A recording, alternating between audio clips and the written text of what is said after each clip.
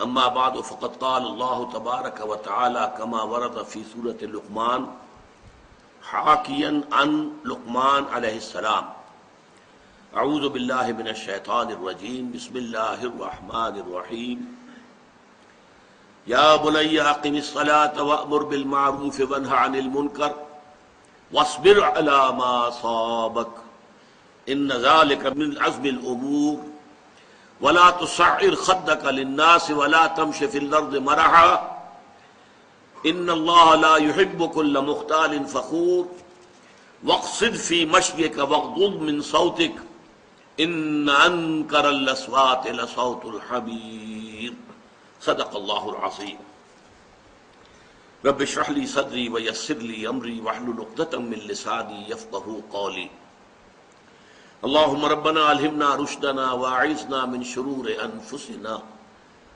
اللهم ارنا الحق حقا وارزقنا اتباعه وارنا الباطل باطلا وارزقنا اجتنابه اللهم وفقنا لما تحب وترضى آمین یا رب العالمین۔ حضرت لقمان کی نصیحتوں میں سے چند نصیحتیں اس سے قبل ان مجالس میں بیان ہو چکی ہیں۔ ہم نصاحے کی آیات میں سے تیسری آیت کا مطالعہ کر رہے تھے۔ یا بنی اقم الصلاۃ، اے میرے بچے نماز کو قائم رکھیو، یعنی ایک رابطہ مسلسل اللہ تعالیٰ کے ساتھ۔ اللہ پر صرف ایمان لے آنا کافی نہیں ہے، اللہ کے ساتھ ایک مسلسل تعلق قائم رکھنا ضروری ہے، اور اس ربط اور تعلق کے قائم رکھنے کا ذریعہ نماز ہے، دعا ہے۔ اسی سے تمہارے اور رب کے تعلق میں وہ حرارت اور وہ گرمی رہے گی، گرم جوشی رہے گی کہ جو در حقیقت مطلوب و مقصود ہے۔ وَأَمُرْ بِالْمَعْرُوفِ وَانْهَ عَنِ الْمُنکَرِ، اور نیکی کا حکم دو اور مشورہ دو اور بدی سے روکو۔ امر کا لفظ عربی زبان میں مشورے کے لیے بھی آتا ہے اور حکم کے لیے بھی آتا ہے۔ چنانچہ ایک مشہور شاعر کا ایک مصرع ہے، اپنی محبوبہ سے مخاطب ہو کر کہتا ہے اطاعت لآمری کا لسرم حبلی، تو نے بالآخر انہی لوگوں کی بات مان لی جنہوں نے تجھے مجھ سے تعلق منقطع کرنے کا مشورہ دیا تھا۔ تو مشورے کے لیے بھی لفظ امر ہے۔ اگر آپ کسی کے لیے کوئی خیر کی بات کہتے ہیں، مشورہ دیتے ہیں، کوئی نصیحت کرتے ہیں، چاہے اس میں کوئی تحکم نہیں ہے، آپ کو کوئی اختیار حاصل نہیں ہے، آپ کو کوئی طاقت نہیں ہے، کوئی اتھارٹی نہیں ہے، پھر بھی یہ امر بالمعروف ہے، اور نیکی کا کسی کو تلقین کرنا، نیکی کی ترغیب دلانا، یہ بھی اس میں آئے گا۔ لیکن واقعہ یہ ہے کہ اس اصطلاح کے اندر ایک طرح کا تحکم جو ہے وہ مضمر ہے، چھپا ہوا ہے۔ یہی وجہ ہے کہ ہم دیکھتے ہیں کہ سورہ حج میں جبکہ نبی اکرم صلی اللہ علیہ وسلم کو مدینہ منورہ میں اب وہ وقت آ گیا تھا کہ آپ کو اختیار اور حکومت حاصل ہو جائے ایک طرح سے، اس لیے کہ آپ کو معلوم ہے کہ جب آپ مدینے میں داخل ہوئے ہیں تو ایک طرح سے بے تاج بادشاہ کی حیثیت سے داخل ہوئے ہیں۔ اس سے پہلے وہاں پر عبداللہ ابن ابی جو بعد میں رئیس المنافقین بن گیا، اسے بادشاہ بنانے کا فیصلہ ہو چکا تھا، اور اس کے لیے تاج بنایا جا چکا تھا۔ تاج پوشی کی رسم باقی تھی کہ حضور تشریف لے آئے، اور حضور کو کسی تاج کی ضرورت نہیں تھی، آپ بے تاج بادشاہ کی حیثیت سے مدینے میں داخل ہوئے۔ لہذا اس کے لیے جب آپ مدینے جا رہے تھے تو راستے میں وہ آیات نازل ہوئی ہیں جو سورہ حج کے اندر شامل ہیں۔ اس میں بھی یہ بھی ہے آیت الذین ان مکناہم فی الارض اقاموا الصلاۃ وآتوا الزکاۃ وامروا بالمعروف ونہوا عن المنکر وللہ عاقبۃ الامور۔ وہ لوگ کہ جنہیں ہم زمین میں اگر غلبہ عطا کرتے ہیں، تمکن عطا کرتے ہیں، طاقت اور قوت اور حکومت عطا کرتے ہیں، تو وہ چار کام کرتے ہیں۔ یہ گویا کہ ایک طرح سے نبی اکرم صلی اللہ علیہ وسلم کا مینیفیسٹو تھا، کیونکہ آپ جو اب جا رہے تھے تو اللہ تعالیٰ کے تو علم میں تھا نا کہ اب آپ جائیں گے تو وہاں پر زمین و آسمان کا فرق واقع ہو چکا ہوگا۔ مکے میں حالت کیا تھی کہ آپ دبے ہوئے تھے، کفار کا غلبہ تھا، آپ وہاں سے نکلے بھی ہیں تو چھپ کر نکلے ہیں، 3 دن رات جو ہے غار ثور کے اندر روکوش رہے ہیں، تو یہ ساری کیفیات مکے کی تھی، اور مدینے میں آپ کے استقبال کی تیاریاں ہو رہی تھی۔ بلکہ استقبال کے لیے لوگ نکل کر کئی دن سے باہر آ کر سارا دن انتظار کرتے تھے. تو زمین و آسمان کا فرق واقع ہونے والا تھا. لہذا آپ گویا کہ اس آیت میں وہ مینیفیسٹو دیا جا رہا ہے کہ اگر محمد کے ہاتھ میں حکومت آ جائے گی صلی اللہ علیہ وسلم تو وہ کیا کرے گا. الذین ان مکناہم فی الارض، وہ کہ جنہیں اگر ہم زمین میں تمکن اور حکومت عطا کر دیں، اقاموا الصلاۃ، پہلا کام وہ کریں گے نماز قائم کرنا. چنانچہ آپ کو معلوم ہے پہلا کام حضور نے یہی کیا ہے کہ مسجد نبوی کی تعمیر کرائی. اپنے لیے کوئی گھر تعمیر نہیں کروایا، مسجد نبوی کی تعمیر. اسی کے حجروں کے اندر آپ کی بھی جگہ تھی. اللہ اللہ خیر صلی اللہ. کوئی اپنے لیے محل تعمیر نہیں کرایا اس بے تاج بادشاہ نے صلی اللہ علیہ وسلم. وفدا و آباؤنا و امہاتنا، سب سے پہلا کام اقامت الصلاۃ. بلکہ جمعہ جیسا کہ آپ کو معلوم ہے کہ جمعہ مکے میں ہوتا ہی نہیں تھا. جمعہ ہوتا ہی وہاں ہے جہاں مسلمانوں کا اقتدار ہو اور غلبہ ہو. تو پہلا جمعہ جو ہے وہ آپ نے ادا کیا مدینے میں. ابھی آپ مدینے نہیں پہنچے تھے، قباء میں جو ٹھہرے ہیں آپ، اور اس کے بعد جب قباء سے جا رہے تھے مدینے کی طرف تو وہ جمعے کا دن تھا، جمعے کا وقت ہو گیا. درمیان میں آپ نے جمعے کی نماز ادا کی. وہ پہلا جمعہ ہے جو حضور نے ادا کیا. بہرحال الذین ان مکناہم فی الارض اقاموا الصلاۃ وآتوا الزکاۃ، اور زکوٰۃ دیں گے، زکوٰۃ کا نظام قائم کریں گے تاکہ معاشرے کے اندر جو لوگ کسی وجہ سے معاشی اعتبار سے پیچھے رہ گئے ہیں، خود مکتفی نہیں ہیں، اپنے پاؤں پر کھڑے نہیں ہیں، اپنی ضروریات پوری کرنے پر قادر نہیں ہیں، ان کی دیکھ بھال کی جا سکے، ان کی مدد کی جا سکے، ان کی کفالت کا بندوبست کیا جا سکے. اور اس کے بعد دو چیزیں وہاں، اور وہ حکم دیں گے بھلائی کا، یامرون بالمعروف وینہون عن المنکر، روکیں گے بدی سے. تو گویا کہ اس میں ایک تحکم کا، ایک قدرت، طاقت، ایک طرح کی اتھارٹی، یہ اس اصطلاح کے اندر مضمر ہے. البتہ جیسا کہ میں نے عرض کیا، یہ مشورے پر، ترغیب پر، تشویق پر، زبان سے کچھ کہنے پر بھی یہ چیز جو ہے اس کا اطلاق ہو جائے گا. اب سنیے کہ یہ معاملہ جو ہے، یہ اصطلاح، اس میں خاص طور پر آج اس لیے وقت لے رہا ہوں، اس میں اللہ تعالیٰ نے قرآن مجید میں امت مسلمہ کی غرض تاسیس جو بیان کی ہے وہ دو اصطلاحات کے حوالے سے ہے. ایک اصطلاح ہے شہادت علی الناس، لیکون الرسول شہیدا علیکم وتکونوا شہداء علی الناس، تاکہ رسول ہو جائیں گواہ تم پر یا تمہارے خلاف، اور تم ہو جاؤ گواہ انسانوں پر یا انسانوں کے خلاف. اس اصطلاح پر یہاں گفتگو نہیں ہوگی. ہمارے اس منتخب نصاب میں سورہ حج کا آخری رکوع شامل ہے اور اس وقت اس اصطلاح پر گفتگو ہوگی. دوسری اصطلاح جو ہے وہ یہ ہے کنتم خیر امت اخرجت للناس، تم اب وہ بہترین امت بن گئے ہو جو لوگوں کے لیے نکالے گئے ہو. یہ بڑا نوٹ کیجئے کہ دنیا میں تمام اقوام اپنے لیے جیتی ہیں، اپنی مفاد کے لیے، اپنی عظمت کے لیے، اپنی قومی سربلندی کے لیے، ان کی بھاگ دوڑ، ان کی محنت، ان کی مشقت، اپنے لوگوں کی بہبود، بھلائی، ان کی کفالت. باقی دنیا سے انہیں کوئی غرض نہیں ہے. لیکن یہ قرآن کہہ رہا ہے مسلمانوں تمہیں دوسروں کے لیے ہم نے نکالا ہے، اپنے لیے نہیں.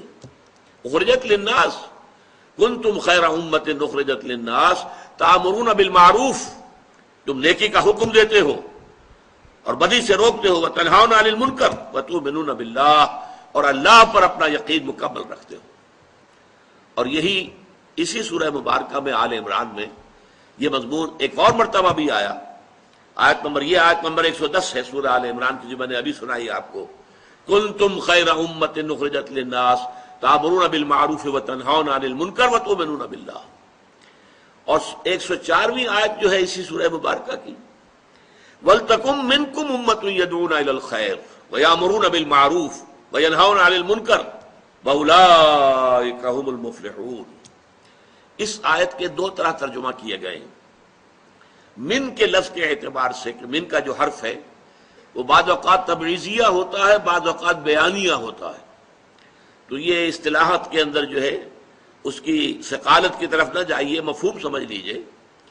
ایک ترجمہ یہ کیا گیا ہے کہ تم میں سے ایک امت تو ایسی ہونی ہی چاہیے، رہنی ہی چاہیے، جس کا کل کام یہ ہو کہ وہ خیر کی دعوت دے، بھلائی کا حکم دے، برائی سے روکے. وَأُولَٰئِكَ هُمُ الْمُفْلِحُونَ، اور صرف وہی لوگ ہوں گے فلاح پانے والے۔ یہ من تبعیضیہ ہوا، اور اس میں گویا کہ اشارہ ہے، اگر مفہوم لیا جائے کہ اگر ایک زمانہ ایسا آ جائے کہ پوری امت اپنے اس کام کو چھوڑ بیٹھے، بھول جائے کہ ہمیں تو دنیا والوں کے لیے نکالا گیا تھا، ہمیں تو دنیا کی بہتری کے لیے، بہبود کے لیے، دنیا کو نیکی کی طرف بلانے کے لیے، خیر کا حکم دینے کے لیے ہمیں تو خدائی فوجدار بنا کر بھیجا گیا تھا، بھول گئے۔ اور جیسے دنیا کی دوسری اقوام ہے، اپنے آپ کو بھی بس ایک قوم سمجھ لیا، اور اپنی فلاح، اپنی بہبود، اپنے مسائل، اپنی برتری، اپنی سربلندی، بس اسی کے بارے میں بھاگ دوڑ کرتے رہے۔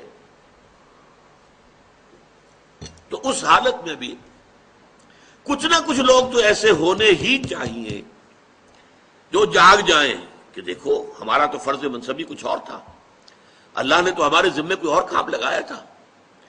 وہ یہ جاگنے والے، جیسے کہ یہ حکیم سعید صاحب نے نعرہ ایک اختیار کیا تھا، جاگو اور جگاؤ، جو جاگ گئے ہوں وہ اور لوگوں کو جگائیں، اور یہ جو جاگ جائیں یہ ایک چھوٹی سی امت بن جائیں، امہ ود ان امہ، جیسے آپ الفاظ استعمال کیا کرتے ہیں اسٹیٹ ود ان اسٹیٹس۔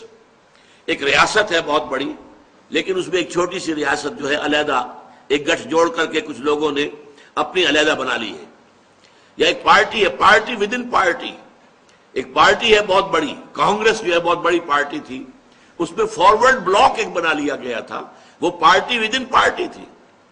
اسی طرح امہ ود ان امہ، کہ ایک تو یہ بڑی امت ہے، آج 1.5 ارب کے قریب انسان دنیا میں ہے، ہر چوتھا یا پانچواں انسان جو ہے وہ مسلمان ہے، لیکن یہ امت تو بھول گئی، یہ تو خود خیر پر قائم نہیں، دوسروں کو کیا دعوت دے گی؟ یہ خود نیکی کے اوپر جو ہے عمل نہیں کر رہی تو دوسروں کو کیا اس کا حکم دے گی؟ یہ خود برائیوں میں، منکرات میں مبتلا ہے تو دوسروں کو کیسے روکے گی؟ لہذا اب ان میں سے جو جاگ جائیں، جو ہوش میں آ جائیں، وہ مل جل کر ایک امت بن جائیں، امہ ودن امہ، بڑی امت میں چھوٹی امت، اور یہ صرف 3 کام کریں۔ یدعون الی الخیر، خیر کی طرف دعوت دے، اور سب سے بڑا خیر قرآن مجید ہے، ہوا خیر مما یجمعون۔ سورہ یونس میں فرمایا تم دنیا میں جتنی چیزیں بھی جمع کرتے ہو، دولت ہے، مال ہے، اسباب ہے، اور بڑی طرح کا جو مال و اسباب گھر کا ہے، اعلیٰ فرنیچر ہے، بہترین برتن تم نے فراہم کیے ہیں، بہت ہی عمدہ جو ہے ڈیکوریشن پیسز کہیں کہیں سے لے کر آئے ہو، یورپ سے، امریکہ سے، یہ چیزیں تمہیں بہت محبوب ہیں، لیکن ان سب سے بڑھ کر زیادہ قیمتی شے قرآن مجید ہے، ہوا خیر مما یجمعون۔ تو یدعون الی الخیر، پہلا کام دعوت الی الخیر، ویامرون بالمعروف، اور نیکی کا حکم دینا، وینہون عن المنکر، اور بدی سے روکنا، وَأُولَٰئِكَ هُمُ الْمُفْلِحُونَ۔ یہ نوٹ کر لو، فلاح کا وعدہ اس خابیدہ امت سے نہیں ہے، وہ جو سو گئے، جو اپنا فرض منصبی ادا تو کیا کرنا تھا انہیں یاد بھی نہیں رہا، ان سے فلاح کا وعدہ نہیں ہے۔ فلاح کا، کامیابی کا، نجات کا وعدہ ہے صرف ان سے جو یہ 3 کام کرے، ایک چھوٹی امت بن کر امت کے اندر، امہ ودن امہ، اس کے اندر رہیں گے مسلمانوں میں۔ بڑی امت کو بھی کافر ہم نہیں کہہ دیں گے، لیکن یہ کہ وہ امت جو ہے وہ اپنے فرض منصبی سے غافل ہے، لہذا اس کے ساتھ فلاح کا وعدہ نہیں۔ اولئک هم المفلحون۔ اب اس میں نوٹ کیجئے، جیسا کہ میں نے پچھلی نشست میں عرض کیا تھا کہ 10 جگہ پر قرآن مجید میں یہ امر بالمعروف اور نہی عن المنکر جوڑے کی شکل میں آیا، لیکن آپ یہ دیکھیں گے کہ اضافی طور پر نہی عن المنکر پر زور زیادہ آپ کو مل جائے گا۔ لولا ینہاہم الربانیون والاحبار عن قولہم الاسم واکلہم السحت، کیوں نہیں روکتے انہیں ان کے علماء اور صوفیاء اور درویش جھوٹ بات کہنے سے اور حرام خوری سے، حرام کھانے سے، کیوں نہیں روکتے؟ نہیں عن المنکر، لولا ینہاہم الربانیون والاحبار۔ تو نہیں عن المنکر کی بہت اہمیت ہے، جس کو کہ بعض ہمارے نیک دل لوگوں نے خارج ہی کر دیا اپنی گفتگو سے۔ انہوں نے کہا بس بھلائی کی تلقین کرتے رہو، برائی پر تنقید کرو گے، بھلائی کی دعوت دیتے رہو، تلقین کرتے رہو، برائی کی اگر تم نے نفی کی، تنقید کی، تو جو لوگ اس میں ملوث ہیں وہ تمہارے پاس سے چلے جائیں گے، لنفضوا من حولک، وہ تمہیں چھوڑ کر چلے جائیں گے اور تمہاری بات بھی نہیں سنیں گے۔ اگر تم بھلی بات کرتے رہو گے تو آج نہیں تو کل اس پر کچھ نہ کچھ اثر ہو جائے گا اور وہ برائی کو خود ہی چھوڑ دے گا۔ میں نے عرض کیا تھا اور دوبارہ عرض کر رہا ہوں یہ در حقیقت ایک طرح کا طعن ہے حکمت خداوندی کے خلاف۔ اللہ 10 جگہ اسے ایک جوڑے کی حیثیت سے استعمال کر رہا ہو تو اس میں سے یہ 2 پہیوں پر گاڑی چلتی ہے، ان میں سے ایک کو ساقط کر دیں گے تو گاڑی گھومے گی، صرف آگے نہیں بڑھے گی۔ اب میں عرض کر رہا تھا کہ اس میں نہی عن المنکر پر اہمیت زیادہ ہے۔ معاشرے کی صحت کا سارا دار و مدار جو ہے وہ در حقیقت نہی عن المنکر پر ہے، اور تلخ کام بھی نہی عن المنکر ہے۔ آپ بھلائی کی تلقین کرتے رہے، لوگ سنیں گے، آپ کو ہو سکتا ہے کہ پھولوں کی بوچھاڑ کرے، آپ کو ہار پہنائے، اچھا واز کہا ہے، بہت عمدہ واز کہا ہے، لیکن آپ ذرا ان پر تنقید کیجئے۔ حضور سے جیسے کہلوایا گیا وَأُمِرْتُ لِأَعْدِلَ بَيْنَكُمْ، دیکھو میں کوئی واعظ کی حیثیت سے نہیں آیا ہوں، میں آیا ہوں مجھے حکم ہوا تمہارے مابین عدل قائم کروں، ظالموں کا ہاتھ روک لوں اور مظلوموں کو ان کا حق دلواؤں۔ اب یہ بات ظاہر بات ہے ظالموں کو اچھی نہیں لگے گی، اس کے خلاف ریزنمنٹ ہوگی، اس کے خلاف جو ہے مخالفت ہوگی۔ اس اعتبار سے نہی عن المنکر پہ 2 حدیثیں آپ کو سنا رہا ہوں، اس کے 3 مراتب احادیث میں بیان کیے گئے، دونوں مسلم شریف کی روایات ہیں۔ ایک کے راوی حضرت ابو سعید خدری رضی اللہ تعالی عنہ ہے، وہ فرماتے سمعت رسول اللہ صلی اللہ علیہ وسلم یقول، میں نے سنا اللہ کے رسول کو یہ فرماتے ہوئے صلی اللہ علیہ وسلم، من رأى منکم منکرا فلیغیرہ بیدہ، جو بھی تم میں سے کسی منکر کو، کسی بدی کو دیکھے، کسی برائی کو دیکھے، اس کا فرض ہے اس کو اپنے ہاتھ سے طاقت سے روک دے، بدل دے۔ فَإِن لَمْ يَسْتَطِعْ، اگر اس کی طاقت نہ ہو، وہ شریر لوگ بہت طاقتور ہیں، آپ کے پاس طاقت نہیں ہے، آپ مقابلہ کرنے کی پوزیشن میں نہیں ہیں، آپ انہیں چیلنج نہیں کر سکتے، لہذا طاقت استعمال نہ کیجئے، لیکن فَإِن لَمْ يَسْتَطِعْ فَبِلِسَانِهِ، زبان سے تو استعمال کریں، بھائیو خدا کے لیے باز آ جاؤ۔ آپ اپیل کے انداز میں بھی کہہ سکتے ہیں، دیکھیے یہ کام اچھا نہیں ہے، یہ برا کام ہے، خدا کے لیے چھوڑ دو، اللہ کے غضب کو دعوت نہ دو، زبان سے تو کہو۔ فَإِن لَمْ يَسْتَطِعْ، اور اگر حالات ایسے نامساعد ہو جائیں کہ زبان کھولنی بھی جو ہے ناممکن ہو جائے، فَبِقَلْبِهِ، تو دل میں شدید نفرت، یہ اگر جو ہے اس کو کہا گیا ذالک اضعف الایمان، یہ ایمان کا کمزور ترین درجہ ہے۔ اگر دل میں نفرت بھی پیدا نہیں ہوتی تو معلوم ہوا ایمان ہے ہی نہیں۔ اقبال کا بڑا پیارا شعر ہے، وائے ناکامی متاع کارواں جاتا رہا، کارواں کے دل سے احساس زیاں جاتا رہا۔ آپ بدی کو دیکھیں اور آپ بے چین بھی نہ ہو کہ کیا ہو رہا ہے، میں روک نہیں سکتا، اپنی جو ہے اس وقت مجبوری اور عاجزی کا احساس ہو، اور ایک احساس محرومی کا ہو کہ یہ میں نہیں کر پا رہا، لیکن یہ ہو کیا رہا ہے، دل میں صدمہ تو ہو، راتوں کی نیندیں تو حرام ہو، یہ تو ہو کم سے کم۔ اگر آپ کا کوئی بچہ بیمار ہے، آپ نے ڈاکٹری علاج کرا لیا، حکیمی کرا لیا، اور ٹونے ٹوٹ کے کرا لیے، ٹھیک نہیں ہو رہا، آپ کو معلوم ہے نتھنگ کین بی ڈن، لیکن بچہ اگر درد سے تڑپ رہا ہے تو کیا آپ سو جائیں گے پاؤں پھیلا کر کہ بھائی کچھ نہیں کر سکتا، میں کیا کروں، میں تو سوتا ہوں؟ نہیں، یہ نہیں ہوگا۔ بچہ اگر تڑپ رہا ہے تو آپ بھی جاگیں گے، کم سے کم یہ تو ہوگا۔ تو اگر اللہ کے دین کی یہ کیفیت ہو تو صدمے کی، رنج کی ایک کیفیت تو آپ پر طاری ہونی چاہیے۔ یہ حدیث اس سے بھی زیادہ ایک مسلمان معاشرے کے اعتبار سے، اور خاص طور پر سیاسی اعتبار سے، اور ایک انقلابی فکر کے اعتبار سے یہی مضمون ایک طویل تر حدیث میں آیا ہے۔ اس حدیث کے راوی، یہ بھی مسلم شریف کی روایت ہے، اس کے راوی ہیں حضرت عبداللہ ابن مسعود رضی اللہ تعالی عنہ۔ حضور فرماتے ہیں، ما من نبی بعثہ اللہ فی امتہ قبلی الا کان لہ حواریون و اصحاب، مجھ سے پہلے اللہ نے جس نبی کو بھی اس کی امت میں مبعوث کیا، اس میں سے لازماً اس کے کچھ نہ کچھ صحابہ، کچھ نہ کچھ حواری ضرور ہوئے۔ حواری حضرت عیسیٰ کے ساتھی وہ کہتے ہیں، صحابہ حضور کے ساتھی ہیں۔ یہ حواری اور صحابہ کیا کرتے تھے؟ یاخذون بسنتہ، اپنے نبی اپنے رسول کی سنت کو مضبوطی سے تھام لیتے تھے، ویقتدون بامرہ، اور اسی کے حکم کے مطابق پیروی کرتے تھے۔ ثم انہا تخلف من بعدہم خلوف، پھر ہمیشہ ایسا ہوتا رہا کہ بعد میں ایسے ناخلف لوگ آ گئے۔ ناخلف وہ کیا کرتے تھے؟ یقولون ما لا یفعلون ویفعلون ما لا یؤمرون، وہ کہتے وہ تھے جو کرتے نہیں تھے، اور کرتے وہ تھے جس کا حکم نہیں ہوا. بدعات، نئی نئی رسومات، نئے نئے جلوس، نئے نئے طریقے اختیار کیے جا رہے ہیں محبت رسول کا اظہار کرنے کے لیے، اور اطاعت رسول نہیں ہو رہی، اتباع رسول نہیں ہو رہا. تو یفعلون ما لا یؤمرون ویفعلون ما لا یؤمرون ویقولون ما لا یفعلون. کہتے وہ تھے اللہ کی محبت کا دعویٰ، رسول کی محبت کا دعویٰ، لیکن یہ ہے کہ عمل میں کچھ نہیں، اور عمل میں اس کے برعکس بدعات، نئی نئی رسومات. اب فرمایا حضور نے فمن جاہدہم بیدہ فہو مومن، تو جو کوئی بھی ان سے جہاد کرے گا اپنے ہاتھ کے ساتھ، طاقت کے ساتھ، وہ مومن ہوگا. اللہم ربنا اجعلنا منہم، اللہ تعالی ہم سب کو بھی ان میں شامل کرے. ومن جاہدہم بلسانہ فہو مومن، اور جو کوئی جہاد کرے گا ان کے خلاف اپنی زبان سے، وہ بھی مومن ہوگا. ومن جاہدہم بقلبہ فہو مومن، کم ترین درجے میں جو دل سے جہاد کرے گا، دل سے نفرت رکھے گا، وہ بھی مومن ہوگا. وَلَيْسَ وَرَاءَ ذَلِكَ مِنَ الْإِيمَانِ حَبَّةُ خردل، اس کے بعد تو ایمان رائی کے دانے کے برابر بھی نہیں ہے. یہی خردل کا لفظ جو ہے یہ سورہ لقمان کے دوسرے رکوع میں آیا تھا، یا بنی انہا ان تک مثقال حبۃ من خردل، رائی کا دانہ. اور یہاں حضور نے فرمایا وَلَيْسَ وَرَاءَ ذَلِكَ مِنَ الْإِيمَانِ حَبَّةُ خردل، اس کے بعد تو ایمان رائی کے دانے کے برابر بھی نہیں. میں نے کیوں کہا یہ سیاسی اعتبار سے، معاشرتی اعتبار سے، انقلابی سوچ کے اعتبار سے یہ بہت اہم حدیث ہے. ہم جس معاشرے میں ہے صورت یہی ہے، اکثر و بیشتر مسلمان ممالک میں حکمران کون ہیں؟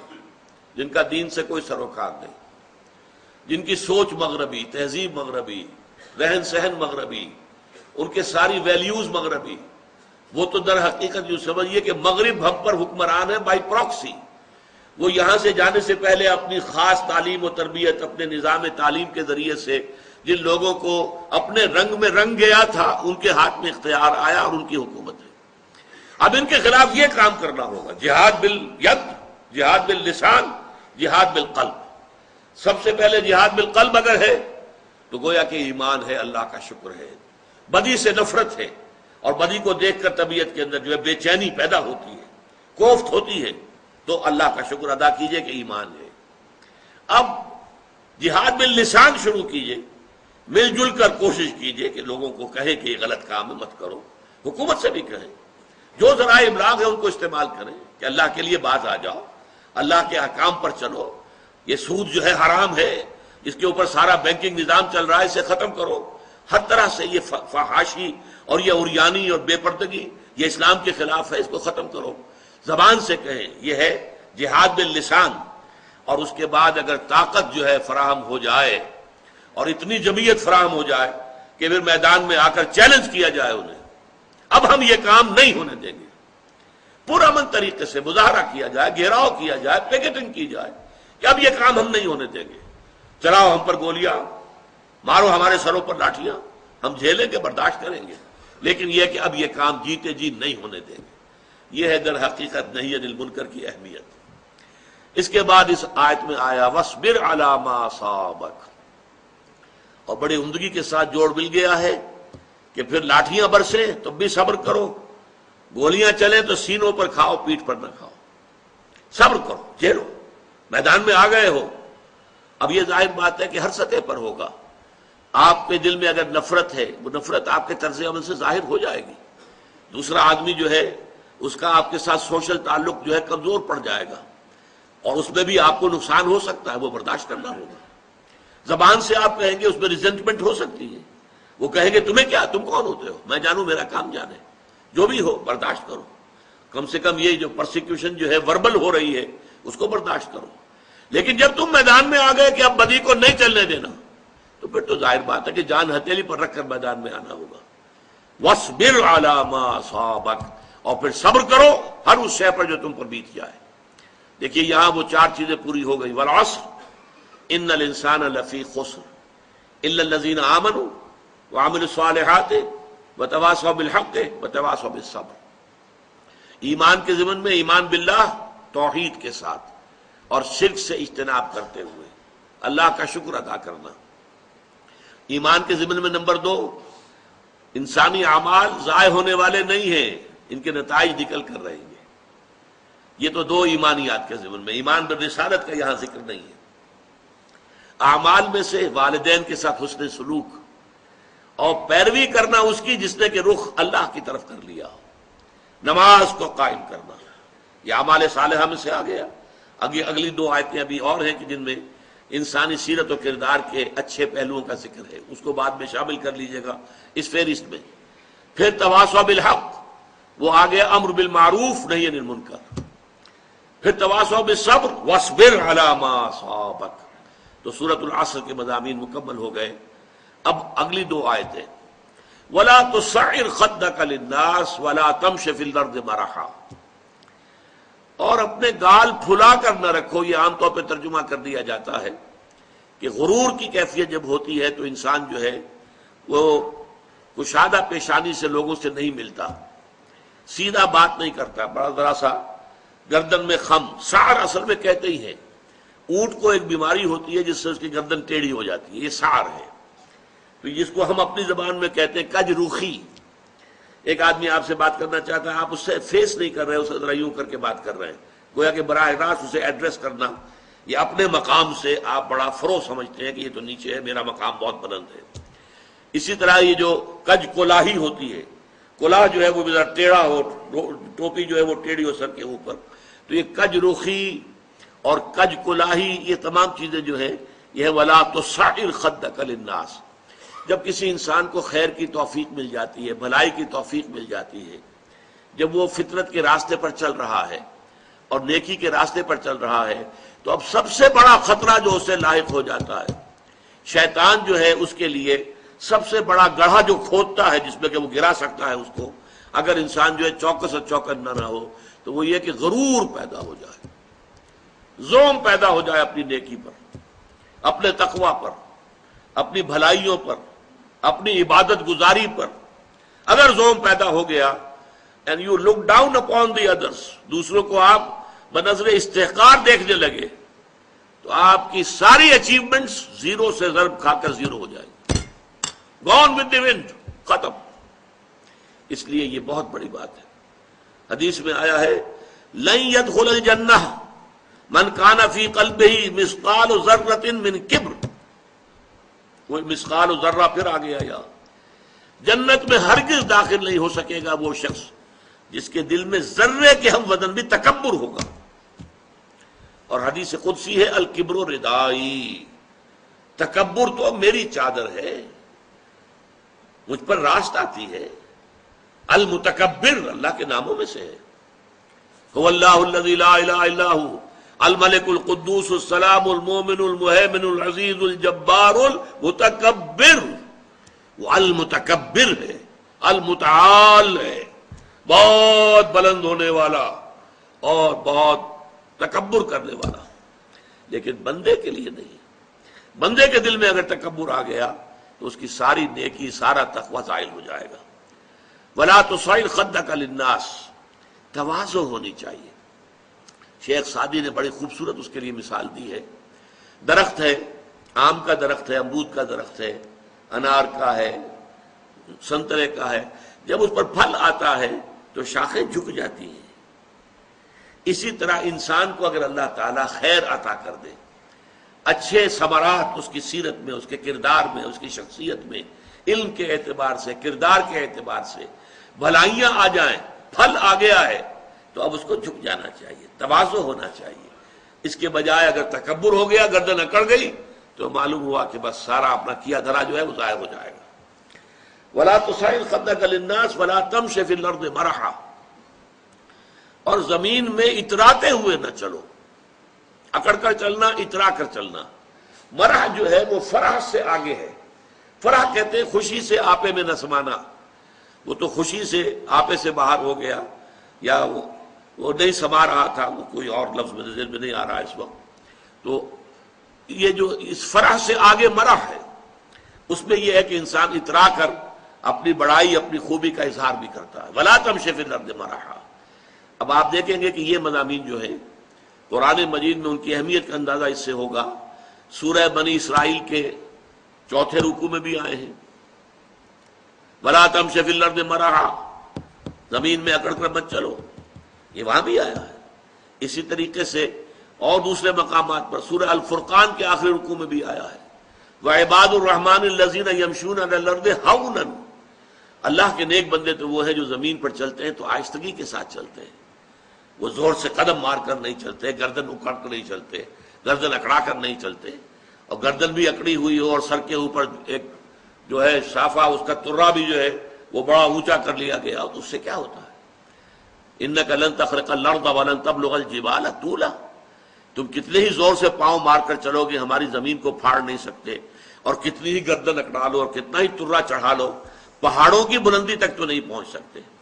تو یہ در حقیقت مضمون بہت اہم ہے، متعدد مقامات پر آیا ہے، اور سورۃ الفرقان کا جو آخری رکوع ہے وہ تو ہمارے منتخب نصاب میں ہے اور وہ تفصیل سے ہم پڑھیں گے۔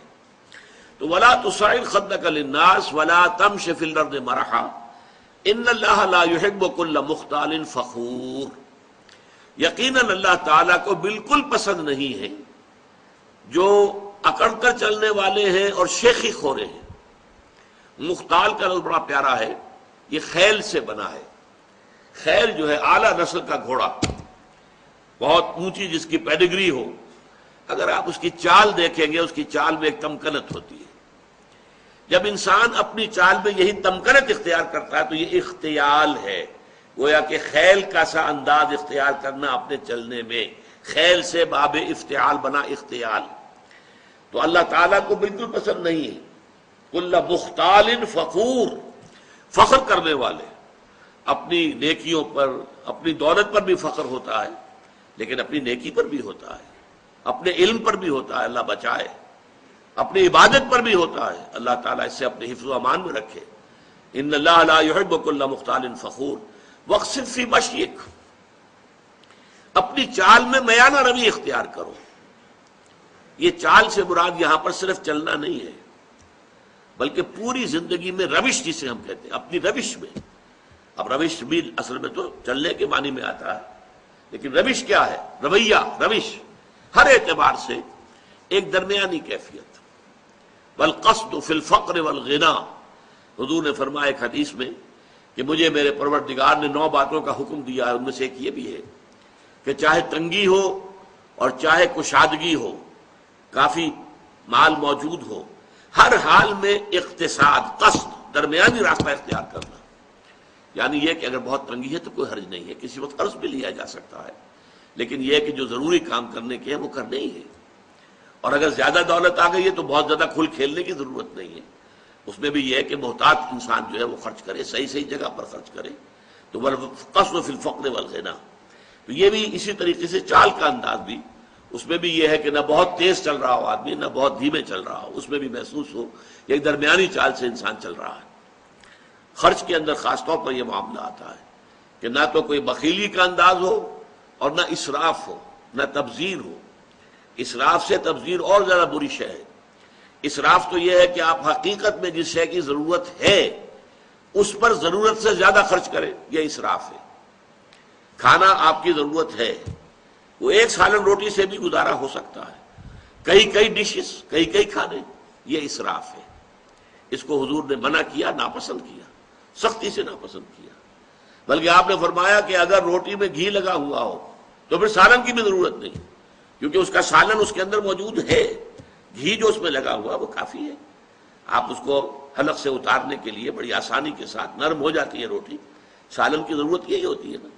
تو اس حوالے سے اس میں جو ہے اسراف نہ ہو، اور تبذیر جو ہے یہ بہت بڑا گناہ ہے۔ نمود و نمائش کے لیے، دکھاوے کے لیے، اپنی دولت کا اظہار کرنے کے لیے، اور مال خرچ کرنا جہاں کوئی ضرورت نہیں۔ بچی کی شادی ہے تو کوٹھی پوری بقعہ نور بنی ہوئی ہے، بجلی خرچ ہو رہی ہے، یہ ہو رہا ہے، اس کے اوپر کتنا خرچ ہو رہا ہے، کائے کے لیے؟ یہ سب نمائش، نمود، اور اس کا جو نتیجہ نکلتا ہے کہ اسی کوٹھی کے اندر کوئی باورچی ہوگا، کوئی جو ہے وہ ان کا شوفر ہوگا، کوئی چوکیدار ہوگا، ان کی بچیاں جو ہیں ہو سکتا ہے کہ وہ بوڑھی ہو رہی ہوں گھر میں بیٹھی ہوئی، اور ان کے ہاتھ پیلے نہیں ہو سکتے کہ کوئی بنیادی ضرورت کی چیزیں بھی فراہم نہیں ہے۔ ان کے دلوں میں محبت پیدا ہوگی سیٹھ صاحب کے لیے، یا یہ کہ نفرت پیدا ہوگی، نفرت اور غصہ۔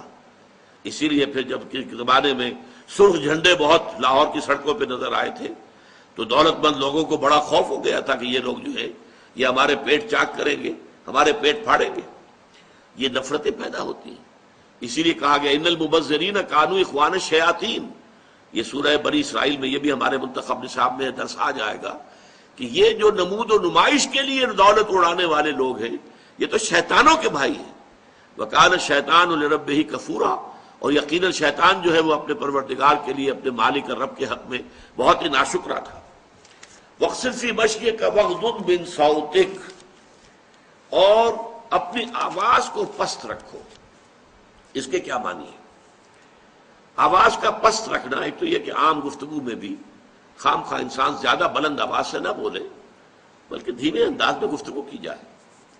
لیکن ایک خاص موقع ہوتا ہے، آپ کا کسی سے کوئی آرگومنٹ ہو رہا ہے، کوئی بحث ہے، کوئی حجت بازی ہو رہی ہے، اور جب آپ دیکھتے ہیں کہ آپ دلیل کے اعتبار سے کمزور پڑ گئے ہیں تو آپ اپنی آواز بلند کر دیتے ہیں.